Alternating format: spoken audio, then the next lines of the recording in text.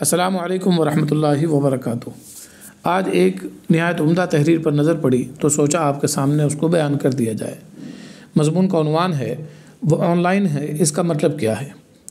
یہ سچ ہے کہ سوشل میڈیا نے دوریوں کو ختم کر کے لوگوں کو آپس میں بہت قریب کر دیا ہے، لیکن وہیں یہ بھی ایک تلخ حقیقت ہے کہ اس سوشل میڈیا کی وجہ سے نہ جانے کتنے رشتے، دوستیاں اور تعلقات تباہ و برباد ہو گئے اور لوگ ایک دوسرے کے متعلق بدگمانی کا شکار ہو گئے۔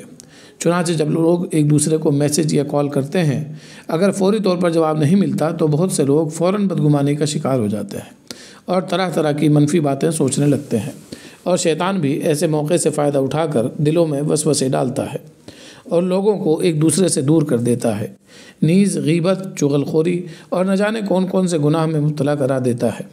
حالانکہ انسان اگر حسن ظن سے کام لے اور یہ سوچ لے کہ ممکن ہے سامنے والے کے ساتھ کوئی مجبوری ہو، کوئی پریشانی ہو یا وہ مصروف ہو وغیرہ وغیرہ، تو اس طرح حسن ظن سے انسان اپنے اندر سکون اور راحت بھی محسوس کرے گا اور بدگمانی کے گناہ سے بھی بچ جائے گا۔ ذیل میں کسی کے آن لائن ہونے کا بہت ہی اچھا تجزیہ پیش کیا گیا ہے۔ وہ آن لائن ہے، اس کا مطلب یہ نہیں کہ وہ کسی سے بات کر رہا ہے۔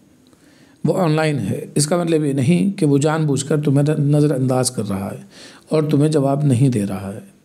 وہ آن لائن ہے، اس کا مطلب یہ نہیں کہ وہ فی الفور تمہارا جواب دینے کے لیے تیار ہے۔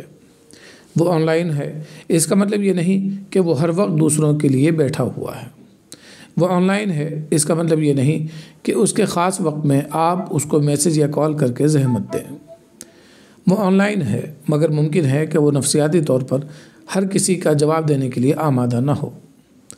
وہ آن لائن ہے، مگر ممکن ہے کہ وہ اپنے دفتر میں فائلوں کو چیک کرنے میں مصروف ہو۔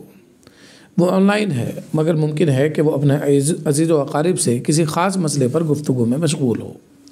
وہ آن لائن ہے، مگر ممکن ہے کہ اس کا فون اس کے بچوں یا گھر میں کسی اور کے پاس ہو۔ وہ آن لائن ہے، مگر ہو سکتا ہے کہ وہ نیٹ آن کر کے سو گیا ہو یا کوئی اور وجہ پیش آ گئی ہو۔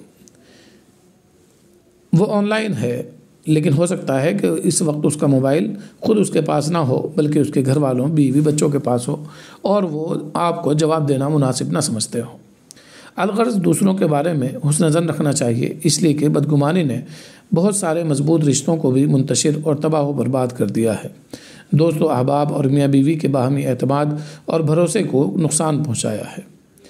بہت سارے جھگڑے، اختلافات اور قطع تعلقی اسی بدگمانی کی وجہ سے پیدا ہوتے ہیں۔